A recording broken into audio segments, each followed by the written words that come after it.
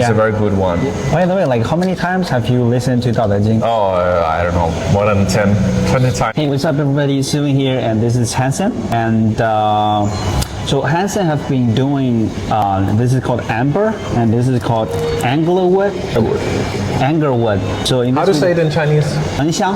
This is amber. I don't know how to say it. Could you please introduce a little bit to us? I started jewelry business for more than 10 years ago, and I learned how to make gold and silver jewelry by hand, and then it slowly evolved. And now mostly these days I'm doing wholesale of agarwood and amber.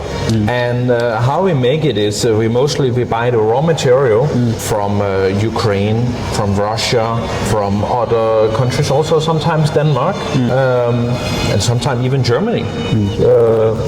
And Myanmar, we buy our raw materials and we bring it in to China, and then we produce the jewelry.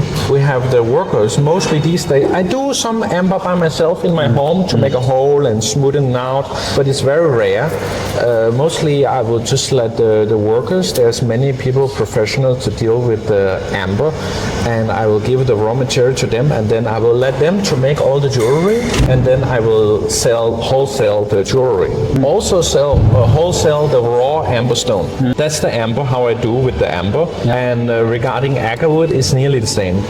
Many raw agarwood trees, we buy, many of them is from Laos and Vietnam. Laos and Vietnam, we buy the raw material, and then we bring it to our workshop in Vietnam, and then we produce all the jewelry, and then we sell it wholesale to all over the world, but especially China. And that's the prices. It goes very very cheap to very very high, both in amber and agarwood. And things people need to know, the gold, the silver, people can just take directly from the ground. You can refine it and melt it and make it into jewelry. But agarwood and amber, you cannot even see it on the camera. Here, agarwood and amber, you cannot do like that. Amber, it takes thousands of years. It's the juice from the pine tree. It goes into the ground, in the water, like this one. This is from the sea. This is a small piece. This is raw stones. This is not the only thing we have done with these ones is we have make a hole in it, and that's it. We didn't do any. So this is raw and raw state. Raw state. And this one, so we have made. This is agarwood. This we have made into the balls. So the amber is the juice from the tree. It goes into the ground or it goes into the sea, and then after form it have a pressure, and then you can search more about it from internet. But it takes a long process, up to thousands of years to produce this, even millions of years to produce amber.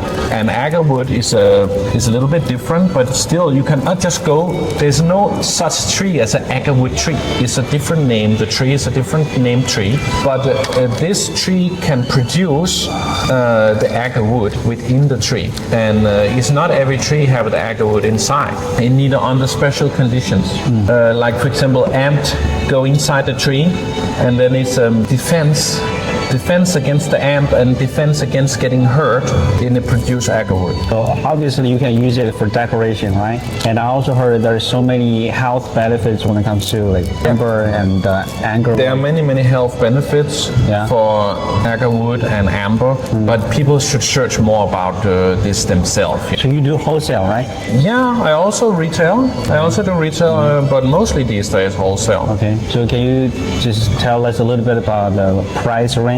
Maybe prices go down to very very low price, like for example a piece like that maybe for retail maybe it's 40 or 30, but wholesale maybe it's less than about 10 or something.